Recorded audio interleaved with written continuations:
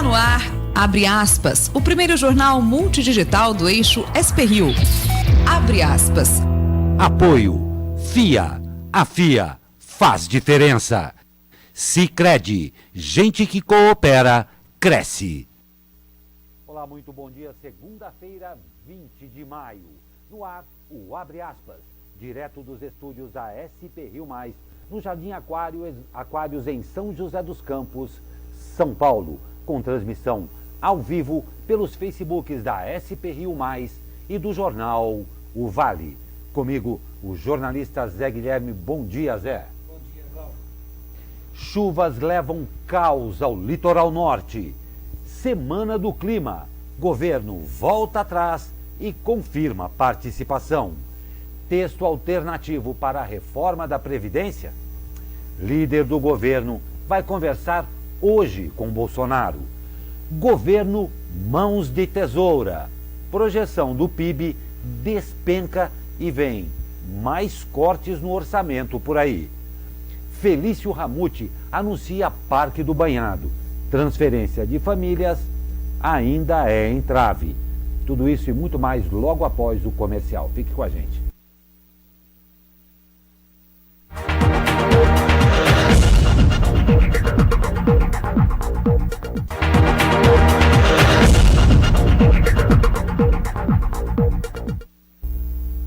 E após sinalizar que pode apoiar um texto alternativo da reforma,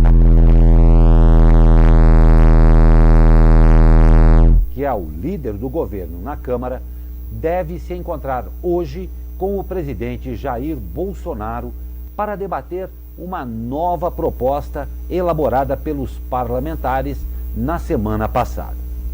Major Vitor Hugo disse que pode apoiar um eventual texto alternativo de reforma da Previdência, desde que ele esteja nos moldes do texto apresentado pelo Executivo.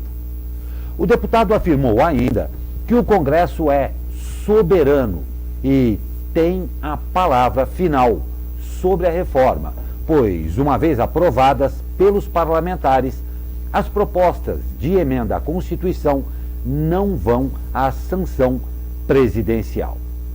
As declarações foram dadas neste sábado durante um evento em Goiânia, em que Vitor Hugo falou sobre seus primeiros 100 dias como deputado federal e sobre a atuação como líder do governo na Câmara. Descontentes com a articulação política do Palácio do Planalto e com a falta de espaço no governo, deputados de partidos como o PSDB, Democratas e do chamado Centrão avaliam apresentar um texto alternativo, com mudanças sugeridas pelos parlamentares.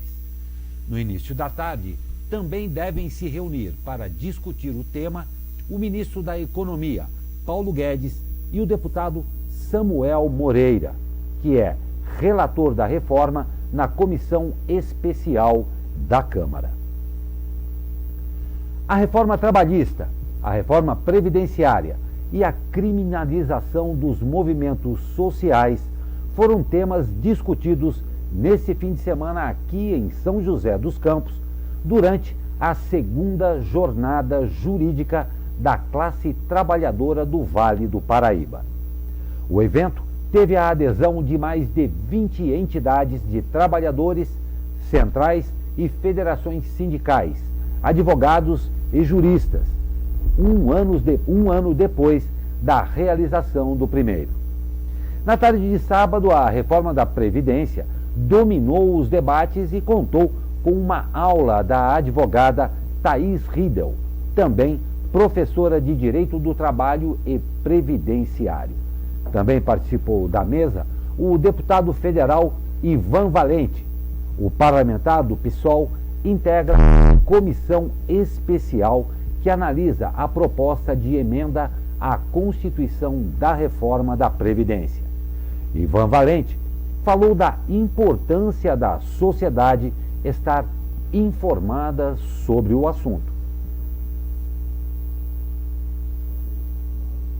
todos os sindicatos, todas as associações, todos os ativistas e militantes precisam se informar rapidamente da complexidade, da perversidade e da crueldade da reforma da Previdência. A grande maioria ganha um salário mínimo e daqui 850 bilhões de reais do que quer se arrecadar sairão de quem é do regime geral da Previdência Social. Então esse debate ele tem que ser muito rico, ele tem que ser passado adiante e toda a informação que circular vai ser muito positiva para a luta e para a resistência a essa reforma. Nós hoje temos a juventude na rua lutando por verbas para a educação, mas não é só por verbas, é por liberdade também. E aqui a Previdência é algo que a juventude ainda nem está com esta preocupação. É preciso fazer essa ligação, pensar no futuro, inclusive manter o regime de repartição, que é isso que nós temos hoje, solidário, coletivo, em que esta geração paga a que já está aposentada e a que vier depois paga a geração de hoje,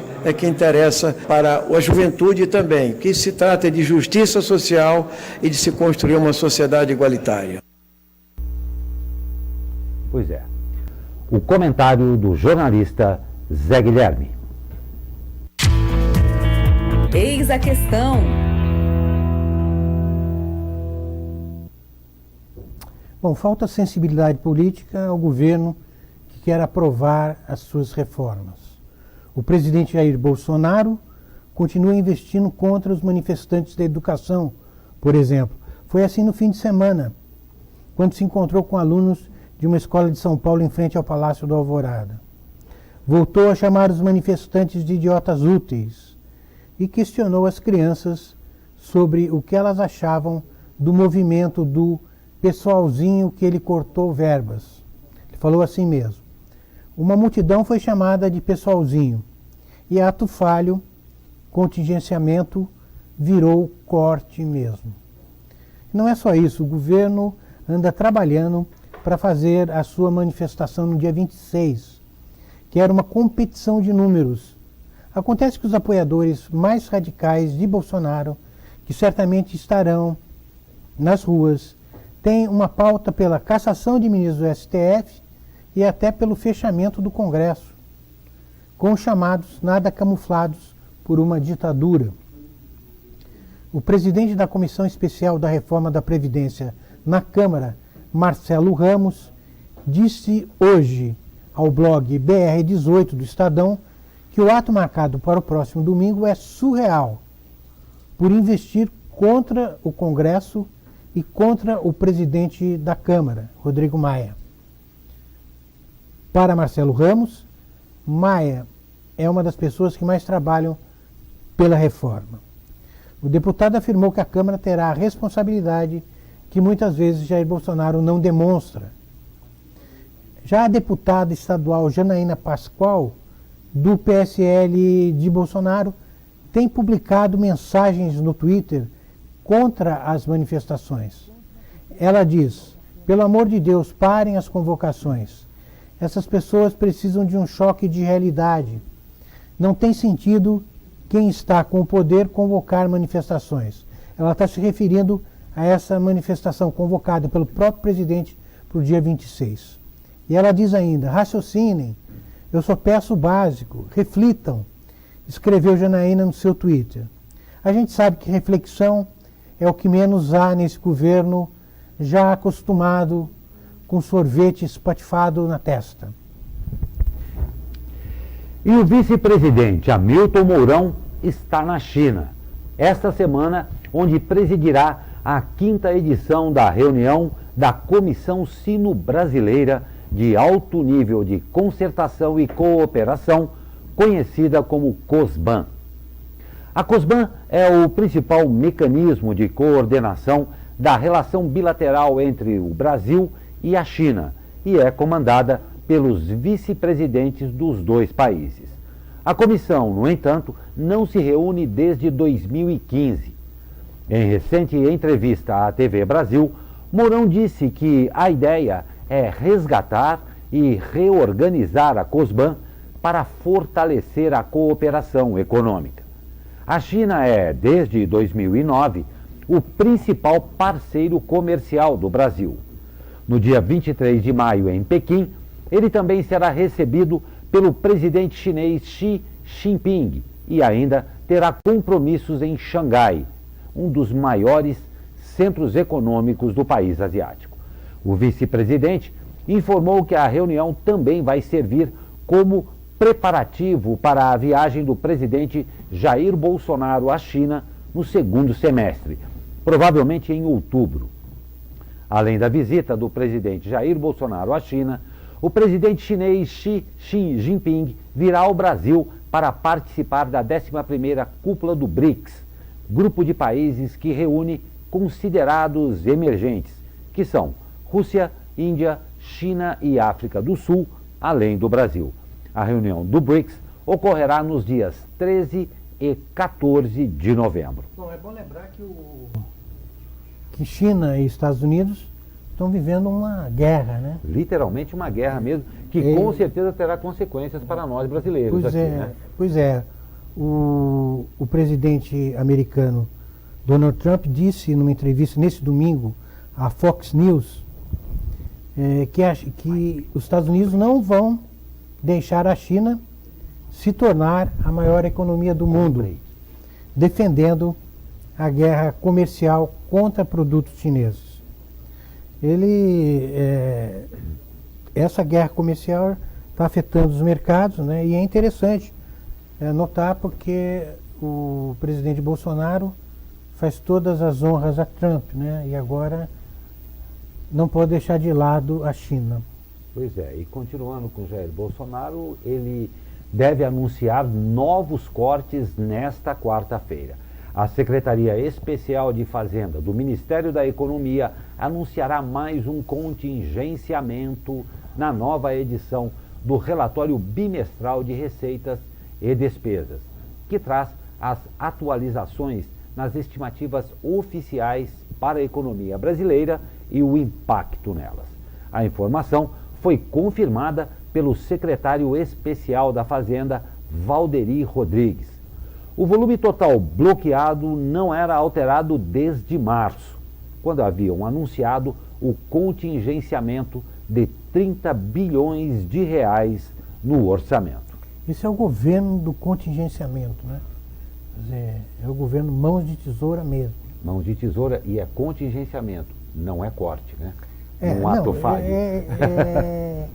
A questão é que alguns contingenciamentos afetam de maneira radical, por exemplo, os processos de pesquisa, por exemplo, né? Que já estão bem afetados, né? São afetados no curto prazo. Não tem dúvida. E o Ministério do Meio Ambiente confirmou em nota a participação na Semana do Clima da América Latina e Caribe, que será realizada entre os dias 19 e 23 de agosto em Salvador. Na última semana, o ministro da pasta, Ricardo Salles, havia se posicionado de forma contrária à realização do evento no Brasil. De acordo com a nota publicada, o governo federal vai apresentar uma proposta para debate nas atividades da semana para discutir desafios relacionados ao fenômeno das mudanças climáticas. A semana é uma iniciativa da Convenção Quadro das Nações Unidas sobre Mudança no Clima e funciona como preparação para a Conferência do Clima das Nações Unidas, que ocorrerá em dezembro no Chile. Quando fala em mudanças climáticas, esse ministro ele se arrepia todo, né? Ele tem ojeriza esse tema e acabou dizendo que que o governo não ia participar. Acontece que o governo não iria ter despesas com relação a isso.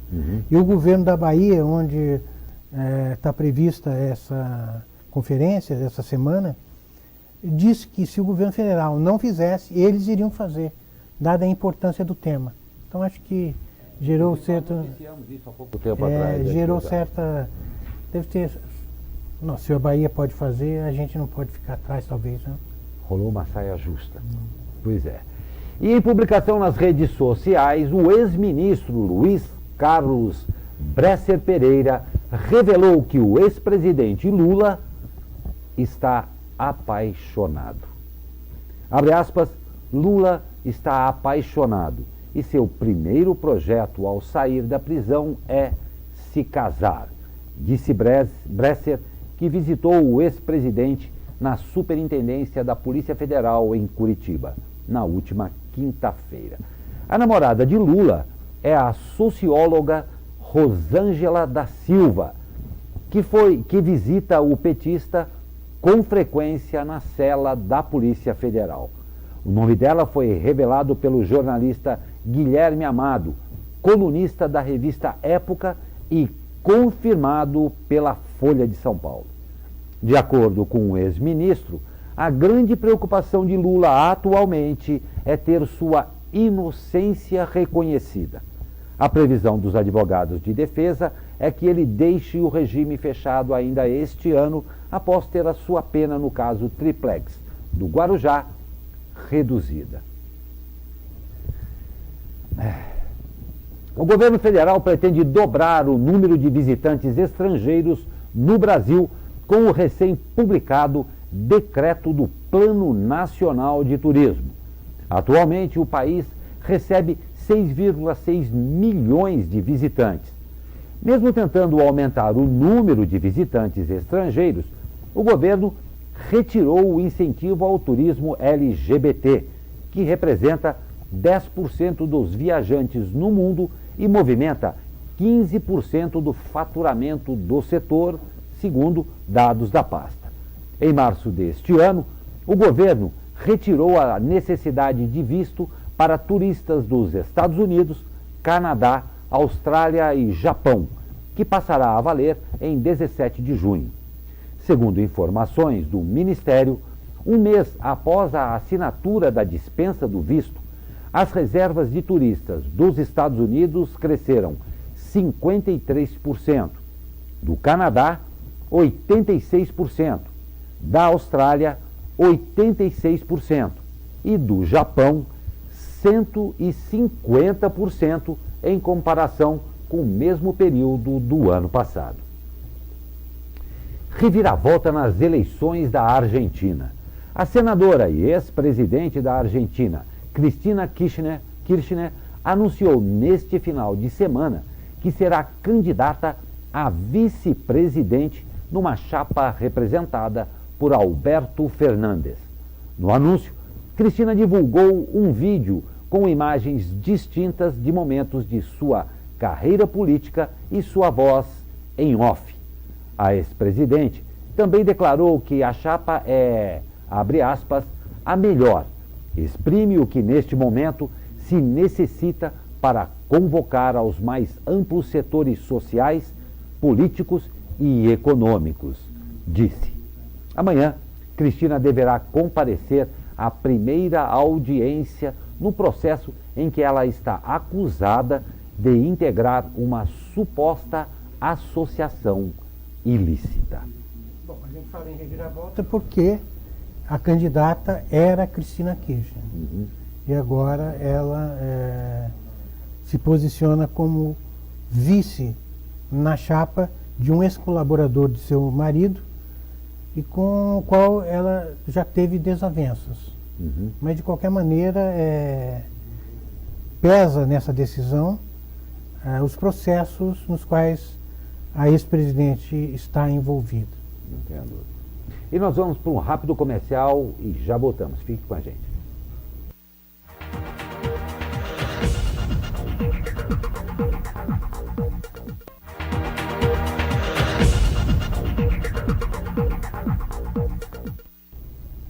Começo de semana literalmente lusco-fusco no que diz respeito ao tempo. Chegou a hora de a gente saber como é que isso vai ficar com ele. Fala, meu amigo Caio Souza, bom dia! Fala, Glauco Turzi, muito bom dia! E essa semana vai ser de tempo bem estável aqui na nossa região. Apesar da segunda-feira estar iniciando aí com bastante nebulosidade, né, um friozinho, a previsão é de que agora, já pela metade da manhã, essa nebulosidade se dissipe e o sol comece a aparecer com maior frequência e intensidade. A previsão para hoje é de céu parcialmente nublado, né, com bastante sol, principalmente no período da tarde, e não temos previsão de chuva. As temperaturas vão ficar aí na casa dos 26 graus no Vale do Paraíba, 25 na capital, 26 também no litoral norte e 20 na Serra da Mantiqueira. Como eu disse, essa semana inteira deve ser de tempo bem estável, com bastante sol, um friozinho na madrugada e não temos previsão de chuva. Só lá para o final de semana que as condições do tempo devem mudar um pouco. Caio Souza, direto da sala de operações do Tempo Vale, para o jornal Abre Aspas. Obrigado, Caio Souza. E as chuvas do fim de semana causaram estragos no litoral norte. Com estradas interditadas, as prefeituras de São Sebastião e Ilhabela iniciaram a operação de lanchas e botes para permitir a travessia pelo mar de moradores de áreas isoladas por deslizamentos. Em São Sebastião, desde sábado, a rodovia Rio Santos está completamente interditada no quilômetro 118, sem previsão de liberação. O local tem risco de queda de barreira e, sob orientação de técnicos do Instituto Geológico e da Defesa Civil, foi isolado. Para a população do bairro das Cigarras, que com o bloqueio estaria impedida de acessar o centro, a Prefeitura oferece o transporte por meio de botes. A Tamoios, acesso entre São José dos Campos e Caraguatatuba está liberada para tráfego após quase 40 horas de serra fechada. Em Ilhabela, moradores da Costa Sul estão isolados do restante da ilha devido a uma queda de barreira de grandes proporções, que aconteceu na manhã de sábado. A Prefeitura oferece 4 lanchas também para o transporte desses moradores. Elas atracam nos piers de Perequê e Portinho. As lanchas funcionarão no sistema bate e volta das 5h30 às 20 horas, em operação com intervalos que variam de 30 minutos a 2 horas. As cidades de Caraguatatuba e Ubatuba também receberam os mais de 200 milímetros de chuva que atingiu todo o litoral norte. Diversos pontos de alagamentos foram registrados. As prefeituras informaram que nessas cidades as situações já estão normalizadas. Mais de 70 pessoas tiveram que deixar as casas. Nenhuma morte foi registrada. Que sufoco, né? Nossa, essas chuvas estão dando literalmente um couro e muita dor de cabeça, além de evidenciar uma série de problemas que já existiam, né, Zé Guilherme? Sim. Em todas essas cidades e região. Mas realmente, não tem a menor dúvida que o volume de chuva esse ano foi realmente muito acentuado mesmo. E o risco iminente de rompimento da barragem da mina de Gongo Soco, em Barão de Cocais, Minas Gerais, deixa cada vez mais tensos os moradores da região. Segundo a coordenadora nacional do Movimento pela Soberania Popular na Mineração, Maria Júlia Andrade, a maior preocupação é com a possibilidade de o rompimento de um talude gerar uma movimentação sísmica que comprometa de vez a barragem. No sábado, foi feita uma simulação de emergência que reuniu cerca de 1.600 pessoas, com o objetivo de reforçar as orientações e treinamento da população residente na zona de segurança secundária do município. Eles receberam instruções de como proceder em caso de emergência com a barragem sul superior da mina Gongo Soco. De acordo com a nota do MPMG, a Vale deve comunicar, por meio de carros de som, jornais e rádios, informações claras, completas e verídicas sobre a condição estrutural da barragem, além de fornecer total apoio logístico, psicológico, médico, bem como insumos, alimentação, medicação, transporte e tudo o que for necessário às pessoas eventualmente atingidas. e mais prejuízos para a Vale. Em atendimento a um pedido feito pelo Ministério Público, a juíza Fernanda Machado, da Vara de Barão de Cocais, Minas Gerais, decidiu na sexta-feira elevar o teto de uma multa aplicada à mineradora Vale para 300 milhões de reais.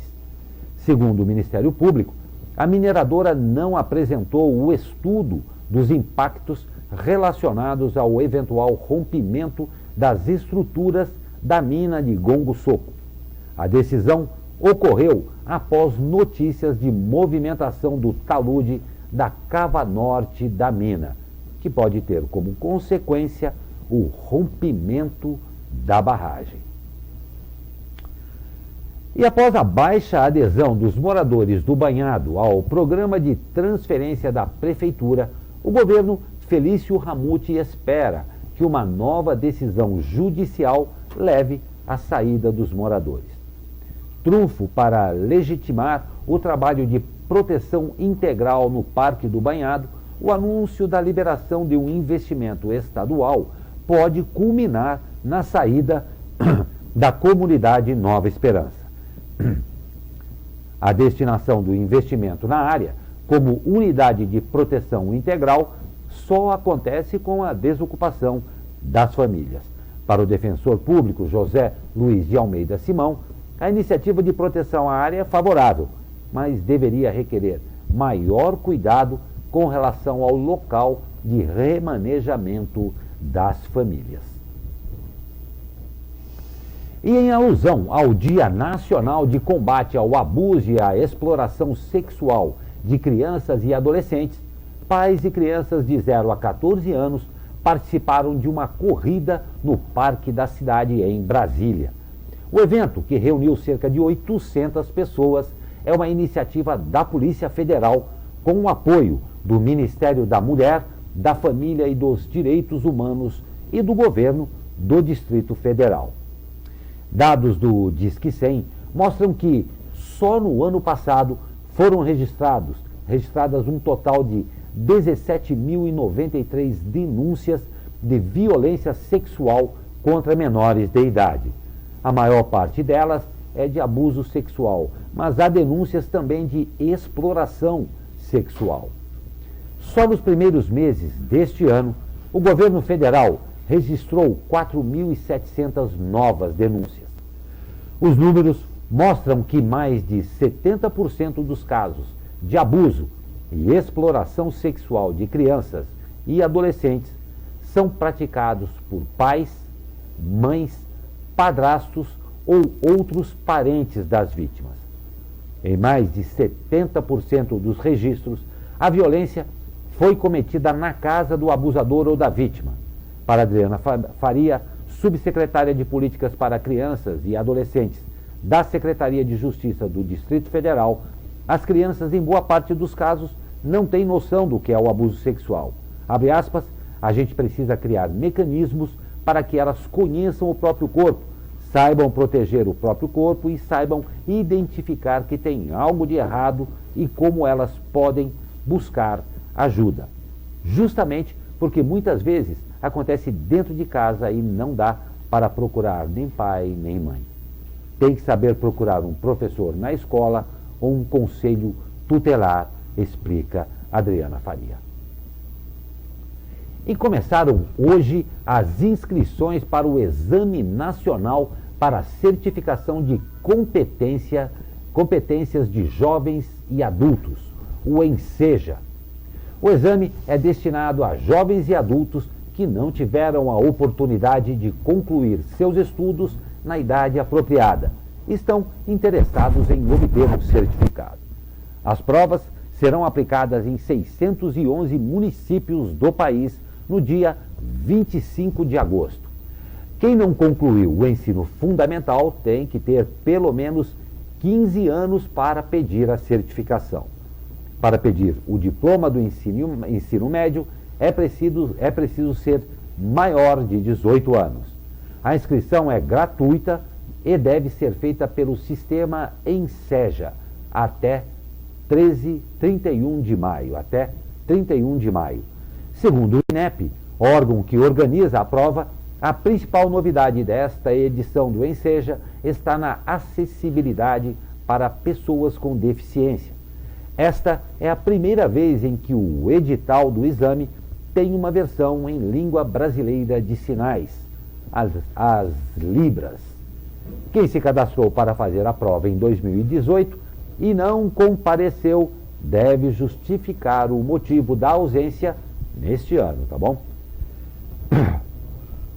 E uma explosão atingiu um ônibus turístico neste domingo, próximo ao Grande Museu Egípcio e das Pirâmides de Gizé, nos arredores do Cairo, no Egito. Pelo menos 16 pessoas ficaram feridas, em sua maioria turistas sul-africanos. Segundo a polícia, a bomba foi colocada junto a uma cerca do perímetro do museu que ainda está em construção.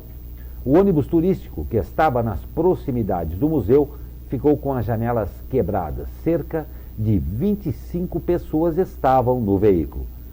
A estrada perto do Grande Museu Egípcio é muito usada por ônibus de turismo que viajam para o complexo da Grande Pirâmide de Gizé e outros locais históricos e de antiguidade nas proximidades. O Grande Museu do Egípcio deve ser inaugurado agora em 2020 e será o maior museu arqueológico do mundo, abrigando tesouros do Egito. Rápido comercial e voltamos com mais notícias.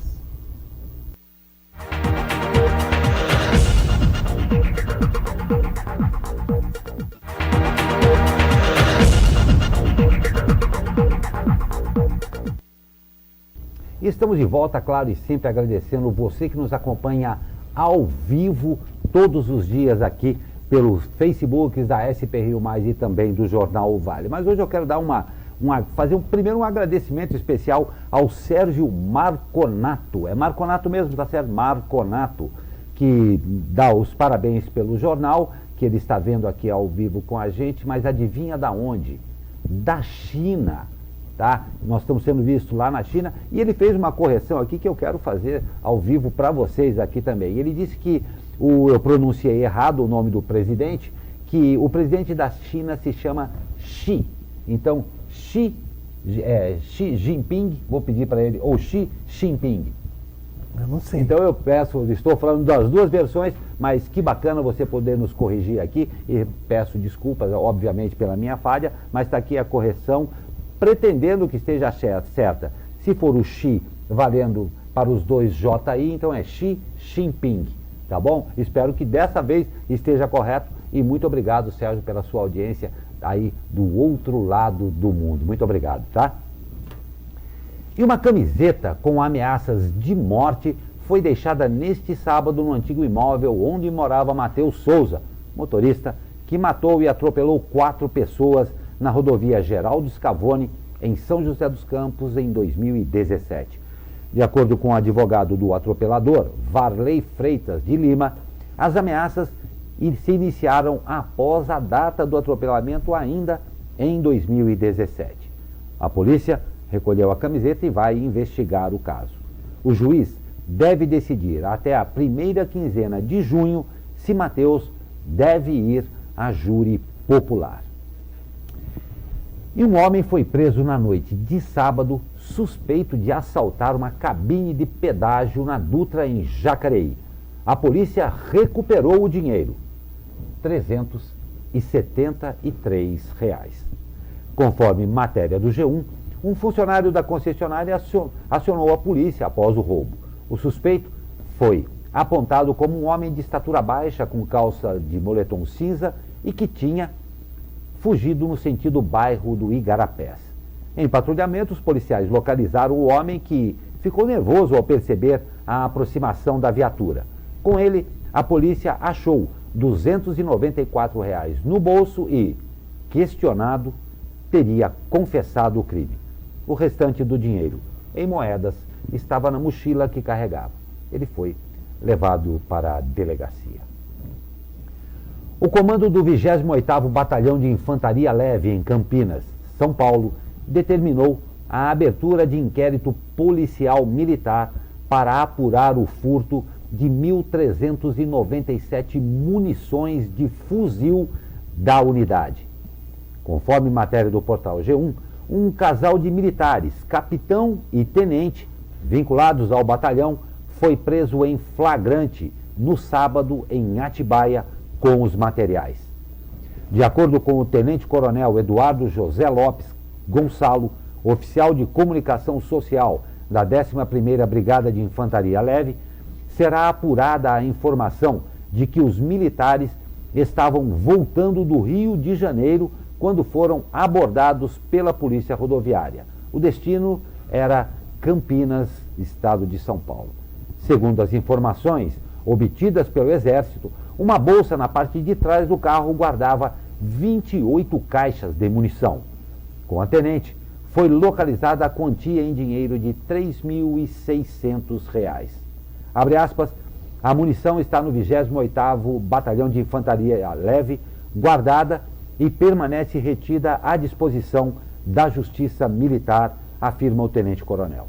O caso foi registrado na delegacia de Atibaia e militares do Exército encaminharam o casal para o 28º BIL em Campinas, onde passaram a noite. Neste domingo, foram transferidos para o 2º Batalhão de Polícia do Exército em Osasco, onde deverão permanecer até o fim das investigações. Eles estão à disposição da Justiça Militar. Capitão América, Batman, Homem de Ferro, Mulher Maravilha, Super-Homem e muitos outros vivem mais próximos do que imaginávamos. Pois é, confira o Vale Doc deste fim de semana, que conta como esses super-heróis lutam contra os vilões dos hospitais, asilos e escolas. Queria fazer alguma coisa de diferente e vi na internet alguma coisa, tal, procurei para ser um super-herói. Ser herói pra mim é amor e todo mundo pode ser herói. Adulto abraça o personagem e fala que é o herói dele de infância, então é bem bacana.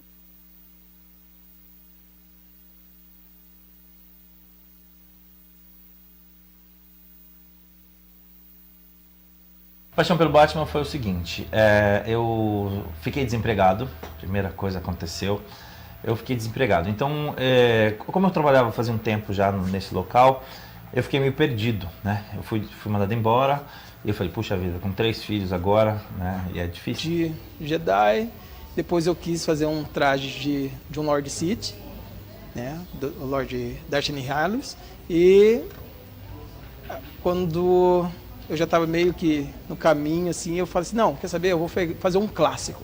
E o Stormtrooper é um clássico, né? Assim, eu falei assim, não, eu vou ter um Stormtrooper. Bom, acho que a gente faz o estudo, né, de todos os personagens, características, modo de falar, história. E aí tanto a gente, nós dois que trabalhamos com personagens, quanto a equipe que a gente tem também, faz todo esse estudo para poder passar a informação correta. Então todas as crianças acreditam de verdade que o personagem é verdadeiro, porque você tem todo o estudo do personagem para chegar lá e apresentar ele daquela forma. A forma de você contribuir, você vê que você consegue levar um pouquinho de felicidade para uma outra pessoa e ao mesmo tempo através de um mundo assim de matemática que você gosta, né? Mas acho que o mais importante mesmo é você estar podendo ajudar o próximo. E aí o danado lá tava com pelo menos uns 10 bonecos de todos os heróis, né? E ele acabou virando meu amigão. E ele teve um problema que o câncer, né? Pegou, acho que a parte dos ossos, e ele teve que amputar as 2 pernas. A mãe dele me ligou e falou, o Batman, ele tá com um probleminha aqui, tá internado no hospital no São Francisco, em Jacareí. Você pode vir? Falei, claro, vou lá. Cheguei, por um acaso, eu faço de tudo, né? Como eu disse, além de fotógrafo, do Batman, de outras coisas, eu fui animar uma festa como Batman no Vale Sul, né? E o rapaz era conhecido deles. E aí eu, por um acaso, acabei encontrando um Homem de Ferro lá, que estava lá fazendo a festa também. E aí no final da festa conversei com ele, falei, tudo bem e tal. Tô indo pra Jacareí agora ver o meu amiguinho, que é o Breno, tal, tá internado, você não quer ir comigo? Ele adora o Homem de Ferro. Falei, na hora ele topou, né? E ele morava em Jacareí, por um acaso, acabou dando certo. E aí fomos lá, chegamos lá, fizemos uma surpresa, né? Tem um vídeo chegando assim. e foi muito legal, foi só sucesso, né? Porque o que a gente puder fazer, né, pelo bem de outras pessoas, isso é maravilhoso, né? Pra gente é gratidão. Que coisa bacana isso, é muito bacana a gente, nesses tempos tão difíceis que a gente está vivendo, a gente perceber que ainda existem pessoas preocupadas com pessoas, né? Fazendo esse trabalho maravilhoso. E também parabéns ao jornal O Vale. Você pode ver a íntegra desse vídeo, foi o Vale Doc do final de semana. Parabéns pela matéria e parabéns a essas pessoas que dedicam um pouco do seu tempo a fazer um pouco mais feliz a vida de outras pessoas que passam por dificuldades. E eu quero, desculpe, antes de continuar, que a gente tem o esporte aqui, eu quero agradecer de novo ao Sérgio Maconato, que já nos respondeu desde a China lá, que eu pronunciei agora corretamente o nome do presidente Xi Jinping. Prometo que eu não erro mais. Obrigado, Sérgio Marconato, tá bom? Que ele está falando de onde? Está falando desde Hunan, na cidade de Hunan, na China. Deve ser longe isso, hein? Deve ser bem longe. Muito obrigado pela sua audiência e conte sempre com a gente. Fique à vontade para corrigir quando for necessário, porque o meu chinês e meu mandarim andam um pouco enferrujados. Então, mas fique à vontade para corrigir, tá? E vamos de esporte. Olha só que notícia legal. Caroline Santos e Ícaro Miguel com medalhas de prata e Maicon Andrade com o bronze fizeram o Brasil subir ao pódio neste domingo, no último dia de disputa do Campeonato Mundial de Taekwondo em Manchester, na Inglaterra. Caroline venceu 4 combates, mas na luta pelo ouro, a brasileira acabou derrotada pela turca Irem Yaman, que se tornou bicampeã mundial. Ícaro, por sua vez, acabou ficando com a prata, após perder na final para Vladislav Larin. E Maicon Andrade, bronze nos Jogos Olímpicos do Rio de Janeiro, caiu nas semifinais diante do cubano Rafael Alba, que acabou ficando com o ouro, após superar o mexicano Carlos Sansores. No total, o Brasil terminou o Mundial com 5 medalhas, já que ainda foram conquistados os bronzes de Paulo Ricardo na última quinta-feira e de Milena Titonelli no sábado. Pra lá de parabéns a todos esses brasileiros aí. E vamos para os resultados do final de semana. Queda para o líder. A Águia do Vale não superou o Paulista em Jundiaí e perdeu por 2-0. Edna e Tuxa marcaram para os donos da casa. Por conta da vitória por 6-1 do Amparo em cima do Atlético Mogi, a equipe da região caiu para o 3º lugar do grupo com 10 pontos ganhos. O time do técnico Oliveira volta a campo no próximo sábado, quando recebe o Atlético Mogi no Martins Pereira. 4-1, fora o baile. Em confronto direto pelo 4º lugar do grupo 5, o joseense goleou o União Mogi pelo placar de 4-1 na manhã de ontem no Martins Pereira. E por conta da derrota do São José, que falamos agora, o time de Rafael Attili sobe para o 3º lugar na classificação com 10 pontos conquistados em 7 jogos disputados. O próximo compromisso do Tigre será no próximo sábado, quando visita o vice-líder Amparo no estádio José Araújo Sintra. A vitória escapou. As meninas do Burrão chegaram a ganhar de 4-2, mas deixaram o Juventus empatar nos minutos finais. Com o resultado, as taubateanas seguem sem vencer no torneio estadual, ocupando assim a lanterna do grupo 2, com apenas 3 pontos ganhos. As taubateanas voltam a campo no próximo domingo, quando recebem o vice-líder Santos, no Joaquinzão, em Taubaté. E os 3 pontos voltaram. As meninas do São José superaram a Portuguesa pelo placar de 3-1 na tarde de ontem em Osasco. Tamires, Lígia Moreira e Di Menor marcaram para o time da região. Laiane descontou o placar para o time da capital.